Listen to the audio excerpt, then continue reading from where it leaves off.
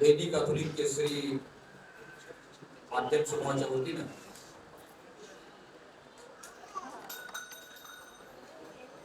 Idol Maharashtra 2026 या पुरस्कार वितरणासाठी या ठिकाणी उपस्थित महाराष्ट्रातील ख्यातनाम कवी आणि या दैनिकाचे संपादक प्रभू गोरे यांच्यावर यांची म्हणजे अतोनात प्रेम आहे आणि त्यांचा ते हट्ट पुरवता असे इंद्रजित भालेराव त्यांची आणि माझी साधारणपणे दरवर्षी कार्यक्रमाला एकदा भेट निश्चित होते आणि त्यांना ऐकण्याची मला महाविद्यालयामध्ये मी त्यांची जी कविता ऐकली, आत्ताच्या कवितेचा उल्लेख केला, काट्या कुट्याचा तोडील रस्ता चल माझ्या गावाकडे बसता, तर तेव्हापासूनचा मी त्यांचा फॅन आहे आणि योगायोगाने पुढे माध्यमात आल्यामुळं त्यांच्याशी संपर्क आला आणि हे सुदैव आहे आयुष्यामध्ये ज्यांना आपण अशा ठिकाणी बघतो, अशा ठिकाणी मानतो की त्यांच्या बरोबर आपल्याला बसण्याचा योग येतो, हे भाग्य म्हणून ते या ठिकाणी यावर्षीही प्रभू गोरेंचा हट्ट बघून ते आलेले आहेत, त्याबद्दल मी त्यांचं मनपूर्वक या ठिकाणी स्वागत करतो. दुसरे आमचे दैनिकाचे मुख्य संपादक आणि ज्यांनी आता गोरे सरांनी त्यांचा उल्लेख केला की महाराष्ट्र टाइम्स असेल, सामना असेल, दिव्य मराठी असेल, पुढारी असेल, महाराष्ट्रातले जेवढे नामांकित दैनिक आहेत त्या सगळ्या दैनिकांमध्ये त्यांनी काम केले.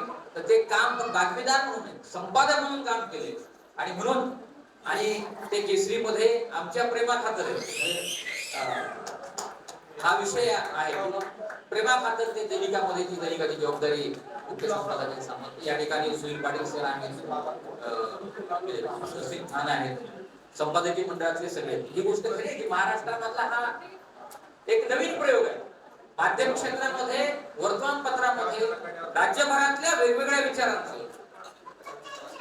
ज्यांच्या विचारांचा कधी स्पार्क होऊ शकतो, कधी होऊ शकतो, अशा वेगवेगळ्या विचारांच्या संपादकांचं एक मंडळ आणि त्या मंडळाच्या माध्यमातून दैनिकामध्ये एक वेगळा प्रयोग या माध्यमातून केलेला आहे. आणि आता लांबे सरांनी सांगितलं की हे सगळे वेगवेगळ्या विचारांचे त्यांना एकत्र सर वेगवेगळ्या विचारांच्या व्यक्तींना एकत्र करण्याचं सोपं कामच कोणतं नाहीये. त्यांचे विचार, त्यांच्या विचारांना स्वातंत्र्य ठेवलं की सगळे एकत्र येऊ शकतात, बरोबर आहे सर? त्यांच्या विचारांना जर तुम्ही मुरड घालायचा प्रयत्न केला तर मग ते अवघड असतं. आणि म्हणून या दैनिक हे लोकांचं आहे, ते लोकांसाठी काम करतो, आम्ही लोकांसाठी काम करतो आणि म्हणून दैनिकामध्ये मुक्त विचार व्यक्त करता आले पाहिजेत, तरच ते दैनिक लोकांचं होऊ शकतं. लोकांच्या भावना व्यक्त विचार प्रत्येकाचे वेगळे, कुणी सकारात्मक असेल, नकारात्मक असेल, पण ते लोकांसमोर आलं पाहिजे. विचारांच्या मशागतीने चांगलं पीक निर्माण होऊ शकतं तुमच्या भाषेमध्ये. आणि म्हणून ही विचारांची जी मशागत आहे, ही मशागत झाली पाहिजे आणि त्यातनं समाजामध्ये चांगलं जे आहे, समाज जागृत असतो, समाज संवेदनशील असतो, तो ओळखतो नेमकं कोणतं खरं आहे आणि काय घेतलं पाहिजे. आणि अशा प्रकारचा हा प्रयोग या ठिकाणी केलेला आहे आणि मला असं वाटतं की मागच्या वर्षभरामध्ये या प्रयोगाला प्रचंड प्रतिसाद दिला. लोकांनी महाराष्ट्रातच नाही तर महाराष्ट्राच्या बाहेर आणि एवढंच नव्हे तर परदेशातल्या वाचकांनी सुद्धा की दैनिक 18-20 पानाचं दैनिक रविवारी, आजचा रविवारचा अंक बघितला तर त्यामध्ये वेगवेगळ्या विषयावर वेगवेगळ्या संपादकांनी जे लिहिलेलं आहे ते एकत्रितपणे असा एक खिडकी कार्यक्रम जो आहे, सगळ्या विचारांचं एका ठिकाणी जे मिळणार आहे, ती एक खिडकी ही केसरीच्या माध्यमातून तयार झालेली आहे. आणि मला असं वाटतं की याचं मेजर म्हणजे बऱ्यापैकी म्हणण्यापेक्षा याचं मूळ जो धागा आहे, जे कासरा ज्याला आपण म्हणतो, तो डॉक्टर प्रभू गोरेंच्या हातामध्ये आहे. आणि म्हणून हे सगळं करत असताना या कार्यक्रमाचंही त्यांनी अत्यंत चांगल्या पद्धतीने नियोजन केलं, त्याबद्दल मी त्यांचं या ठिकाणी सुरुवातीला मनपूर्वक या ठिकाणी धन्यवाद व्यक्त करतो. आज इंद्रजित भालेराव ना सगळ्यांनाच ऐकायचं आणि आता त्यांच्याबद्दलचा अनेकांनी उल्लेख केला त्यांच्या कवितेचा. मला एवढंच वाटतं की इंद्रजित भालेराव हे असे कवी आहेत ते महाराष्ट्राच्या मातीचा आवाज आहे. त्यांच्या कवितेमध्ये ग्रामीण भागातल्या संवेदना, ग्रामीण भागातला संघर्ष आणि ग्रामीण भागातली माणुसकी एकत्रितपणे हे जर पुढे मिळत असेल तर ते इंद्रजित भालेरावांच्या कवितेमध्ये मिळतं. इंद्रजित भालेराव सरांनी कविता लोकांपर्यंत दिली. ज्यांना कळत नव्हती, ज्यांना भाषा कळत नाही, ज्यांना शब्द कळत नाही, त्या लोकांपर्यंत त्यांनी कविता दिली आणि आपल्या कवितेमध्ये लोकांच्या भावना आणि लोकांचं जगणं आणलं. म्हणून ती महाराष्ट्राला भावली. ज्याला भाषा, मराठी भाषा कळत नाही अशा सुद्धा लोकांना इंद्रजित भालेरावांची कविता भावते. कारण त्यामध्ये जो भाव आहे, त्यामध्ये जो संघर्ष आहे, त्यामध्ये संवेदना आहे, ती त्यांनी त्या शब्दामध्ये शब्दबद्ध केली आणि म्हणून त्यांचं मोठेपण त्यांच्या शब्दामध्ये आहे. या ठिकाणी आज ज्यांना ज्यांना या ठिकाणी पुरस्काराने सन्मानित केलं जाणार आहे त्या सर्वांचं मी केसरी समूहाच्या वतीनं मनपूर्वक अभिनंदन करतो. आता गोरे सरांनी अनेकांचा या ठिकाणी ज्यांना सन्मानित केला जाणार आहे त्यांचा उल्लेख केला. या ठिकाणी माझे अत्यंत चांगले परिचित या ठिकाणी डॉक्टर अशोक कोहले हे सेवानिवृत्त संधी अधिकारी आहेत. त्यांनाही यावेळेस या ठिकाणी महाराष्ट्र आयडॉल सन्मानित केलं जाणार आहे. अनेक अधिकाऱ्यांच्या बाबतीमध्ये किंवा अनेक प्रशासकीय अधिकाऱ्यांच्या बाबतीमध्ये आपण नेहमी छापतो, वाचतो अधिकाऱ्यांची एकूण आता मानसिकता काय आहे, त्यांच्याबद्दल लोकांची मानसिकता काय आहे, हे सगळं आपण बघतो. पण समाजामध्ये असेही काही लोक आहेत, असेही काही अधिकारी आहेत आपल्या उभ्या आयुष्यामध्ये तत्वाशी कधीही तडजोड केली नाही. अशा प्रकारचा अधिकारी म्हणून डॉक्टर अशोक कोहले यांच्याकडे आम्ही पाहिलेला. म्हणजे पत्रकार म्हणून मी त्यांचं जो माझं ऑब्झर्वेशन आहे ते हे आहे. आणि म्हणून त्यांनी ज्यावेळेस त्यांची बदली झाली त्यावेळेस त्यांनी एक वाक्य फार मस्त वापरलं, तबादलों से इलाके बदलते हैं, इरादे नहीं. त्यांची एका विषयानं बदली झाली. पारदर्शक कारभार लोकांच्या समोर बदली झाली. आता पारदर्शक कारभार सांगायला बरं वाटतो, करायला. आणि म्हणून ज्यावेळेस त्यांची बदली झाली त्यावेळेस त्यांनी ते म्हणून त्यांनी आयुष्यभर आता ते बस चालू असते. त्यांचं एक वैशिष्ट्य, एक अधिकारी म्हणजे त्यांना कधी मी ह्या विषयावर बोललो मी नाही, ते आता समोर आहे. ते बीडला जेव्हा राहायचे मुख्य कार्यकारी अधिकारी होते. बघा, मुख्य कार्यकारी जिल्हा परिषद शिवचा काय रूप असतो आपण बघतो. पण त्यांच्या मिसेस ज्यावेळेस पुण्यात जायच्या त्या बसनी जायच्या, हे मी स्वतः बघितलं. आणि ते सुद्धा ज्यावेळेस पुण्याहून यायचे, तुम्हाला आश्चर्य वाटेल या माणसाचं, बीडच्या हद्दीमध्ये म्हणजे जेव्हा आष्टीला शासकीय गाडी वापरणार, आष्टीपासून गाडी शासकीय वापरणार, आष्टीच्या पुढं बीडची हद्द संपल्यानंतर शासकीय गाडी न वापरणारा हा एकमेव अधिकारी. आणि म्हणून अशाही लोकांसमोर आणलं पाहिजे.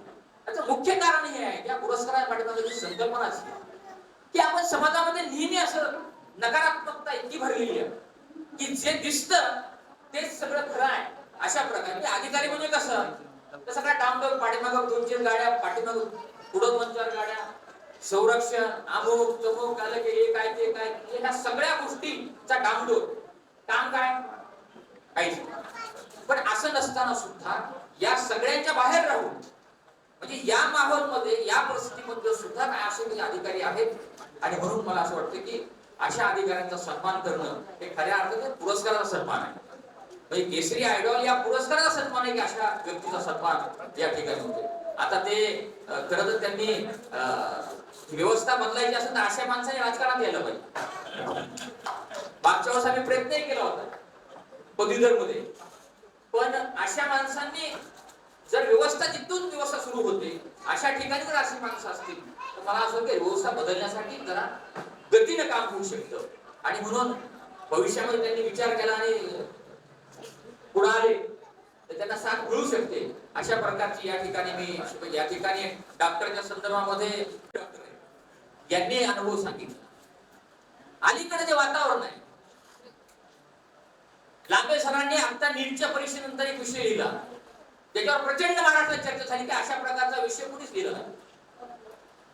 ज्या माध्यमाने मोठे गावकरला मोठे केलं त्या माध्यमांचं काय ते खरं आहे. ज्या माध्यमाने मोठे केलं, ज्या माध्यमाने त्यांना पुरस्कार दिले, ज्या माध्यमाने पान जाहिराती आणि पान त्यांचे यशाचे गोडवे गायले, ते माध्यम आज कुठे आहे? त्यांची जबाबदारी नाही का? असा खडा सवाल धनंजय लांबे सरांनी विचारला आणि ही वस्तुस्थिती आहे की अशाच प्रकारचा सवाल, अशाच प्रकारचे प्रश्न विचारणारी माणसं जोपर्यंत व्यवस्थेमध्ये आहेत तोपर्यंतची व्यवस्था काहीतरी थोड्या बहुत प्रमाणात तरी नीट राहू शकते. पण सर त्याच्या पलीकडे मला थोडं जायचं. आज प्राध्यापक म्हणून अनेक वर्ष काम केलेले इंद्रजित भालेराव सुद्धा या ठिकाणी आणि अनेक इथं प्रचारी सुद्धा ती काय निर्माण झाली हो? मी ज्यावेळेस लहान होतो, सर ज्यावेळेस लहान होते त्यावेळेस खाजगी ट्युशन ही संकल्पनाच नव्हती. काय होती संकल्पना? शाळेमध्ये जर एखादा विद्यार्थी, एखाद्या वर्गामध्ये एखादा विद्यार्थी जर त्याचा अभ्यास कमी असेल तर शाळेतले शिक्षकच त्याचा एक्स्ट्रा तास घ्यायचे शाळेत. किंवा गावामधली मी 4-5 मुलं असतील तर एखाद्या ठिकाणी चावडीची किंवा कुठलं जर एखादं हॉल असेल तर त्या ठिकाणी त्या मुलांना घेऊन त्यांचा जो अभ्यासक्रम राहिलेला आहे तो अभ्यासक्रम पूर्ण करून घ्यायचा. हे डिवोशन, हे समर्पण या पिढीमध्ये होत आणि ती केवळ शिक्षक त्याच्यात मोबदला काही घेत, कुठलाही शिक्षक एक्स्ट्रा मोबदला घेत नव्हता. आणि म्हणून माझा सर त्याच्या पलीकडचा सवाल आहे. शाळा महाविद्यालयांमध्ये प्राथमिक शिक्षकाला 1 लाखाच्या पुढे पगार आहे, प्राध्यापकाला जवळपास 2 लाखाच्या पुढे पगार आहे. महाविद्यालयातल्या इन्फ्रास्ट्रक्चरवर, शाळेतल्या इन्फ्रास्ट्रक्चरवर सरकार लाखो रुपये खर्च करतात दर महिन्याला. सर बरोबर आहे, तुम्ही जिल्हा परिषद शिवत. आपली मागणी आम्ही सातत्याने आहे की अर्थसंकल्पातला किमान 4% ते 6% निधी हा शिक्षणावर खर्च झाला पाहिजे. आता 3.5% आसपास आहे. इतका खर्च होत असताना खासगी शिकवणी ही क्लासेसची संस्कृती उभा का आहे आणि त्याची गरज काय? ही गरज या ठिकाणी निर्माण झाली. शाळा महाविद्यालय फक्त प्रवेशापुरते मर्यादित राहिले. अनेक महाविद्यालय असे आहेत त्या महाविद्यालयामध्ये फक्त प्रवेश घेतला जातो, पुन्हा वर्षभर यायचं नाही. त्याच्या प्रवेशाचे पूर्णपणे रेकॉर्ड मेंटेन केलं जातं, त्याला परीक्षा बसवलं जातं आणि त्या विद्यार्थ्याला खाजगी क्लासेस मध्ये पाठवलं जातं. हे पॅटर्न जे आहे ते खाजगीचे पॅटर्न असतात.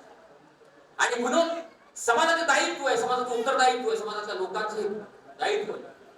समाजाच्या लोकांनी जर मग ही व्यवस्था तुम्हाला नको आहे, जर शाळा महाविद्यालयात फक्त प्रवेशापुरते मर्यादित ठेवायचे असतील आणि सगळी शिक्षण व्यवस्था, सगळा अभ्यासक्रम जर खाजगी क्लासेस कडे द्यायचा असेल तर शाळा महाविद्यालय बंद करून टाका. शासनाचा किमान तेवढा तरी खर्च वाचेल. कशाला पाहिजे शाळा महाविद्यालय? आणि म्हणून आम्ही मागणी करणार आहे की ज्या शाळा महाविद्यालयाची मुलं खाजगी ट्युशन करतात त्यांचे शाळेतनं प्रवेश महाविद्यालयात बंद केले, गरज नाही. आणि म्हणून आता गोरे सरांनी जे सांगितला अनुभव सगळेच घेतात. माझ्या एक कुटुंबामध्ये जवळपास 10 ते 11 डॉक्टर आहेत, जाहीरपणे सांग. डॉक्टरांचा अनुभव काय? हे डॉक्टर कसे होत आहेत, नीटचा पेपर कसा फुटतो आणि डॉक्टर कसे होतात. आणि मग एक डॉक्टर आपल्या जो झालेला खर्च आहे हा व्यवहार आहे. जर तुम्ही डॉक्टर होण्यासाठी 2 आणि 3 कोटी रुपये खर्च करत असताल तर ते पैसे काढणारच कुठे? ही साधी गोष्ट आहे.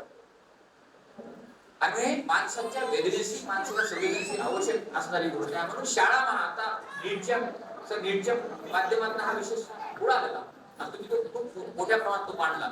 आणि म्हणून मला असं वाटतं की आता भविष्यामध्ये या गोष्टीवर समाजाने लक्ष देईल. शेवटी समाजात चांगलं झालं पाहिजे, हे झालं नाही पाहिजे ते, पण आपण काहीतरी सुरुवात केली पाहिजे. अशा प्रकारची भूमिका जर मला असं वाटतं घेतली तर या ठिकाणी काहीतरी बदल होऊ शकतो, अन्यथा बदल होणं आवश्यक. आता सरांना ऐकायचंय आपल्याला आणि म्हणून मी फार आपला वेळ न घेता आज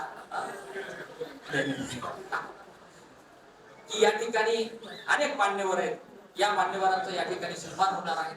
त्यांचं मी मनपूर्वक या ठिकाणी अभिनंदन करतो. हा पुरस्कार एक प्रोत्साहन आहे. जसं कोरे सरांचं एक उदाहरण सांगितलं, आणि म्हणून आपल्या क्षेत्रामध्ये जितकं होईल तितकं म्हणजे हाही शब्द वापरला नाही, म्हणजे प्रमाणिकपणेच काम केलं पाहिजे. व्यवस्थेमध्ये टिकून राहायचे तर काही गोष्टी तुम्हाला व्यवस्थेच्या बरोबर चालू लागतं, पण एक धागा जो आहे जो मूळ आहे ते मात्र मूळ आणि गुण हे आपण कायम ठेवलं पाहिजे. अशा प्रकारची अपेक्षा या निमित्तानं या ठिकाणी व्यक्त करतो. आज तंबाखू दिन आहे, तंबाखू मुक्त दिन आहे. 31 मे म्हणजे तंबाखू मुक्त दिन आहे. म्हणजे कुठली तरी चुकीची सवय सोडा, पण सवयी अशा असतात की त्या चुकीला सुटतच नाही. म्हणजे संपत्तीची सवय तर अशी आहे, म्हणजे प्रशासकीय विशेषतः प्रशासकीय अधिकाऱ्यांकडे ज्यावेळेस धाड पडते, आता अलीकडचे माहिती आपल्या सगळ्यांना,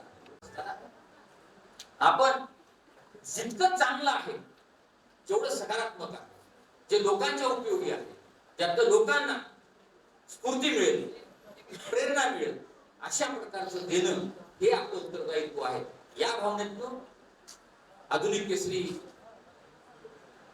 माध्यम समूहाच्या माध्यमातून आम्ही प्रयत्न करतो. आपण सर्वांनी त्याला भरभरून प्रतिसाद दिलेला आहे.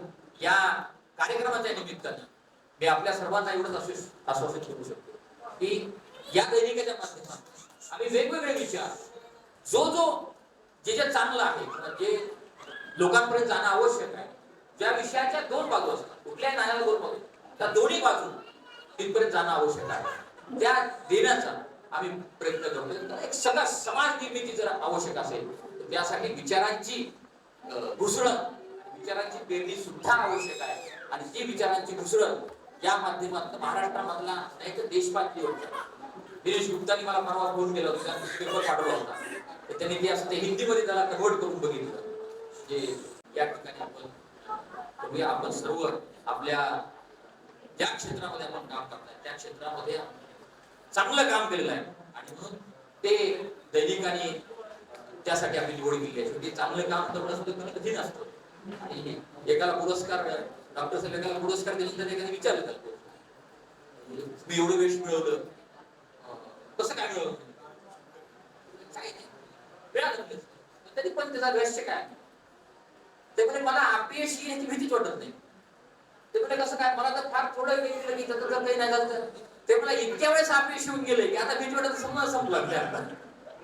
म्हणून ज्यावेळेस बहुतांश प्रत्येक जण ज्यावेळेस यश मिळवतो त्यावेळेस त्याने अनेक वेळा अपयश पचवलेलं असतं आणि जो अपयश पचवू शकतो तोच यशस्वी होऊ शकतो. हा आयुष्याचा आणि जीवनाचा मूलमंत्र आहे आणि म्हणून त्या मूलमंत्राच्या माध्यमातून आपण या महाराष्ट्र आयडॉल इथपर्यंत आपण पोहोचल्याचं आपल्या सर्वांचं मनपूर्वक मी या ठिकाणी अभिनंदन करतो.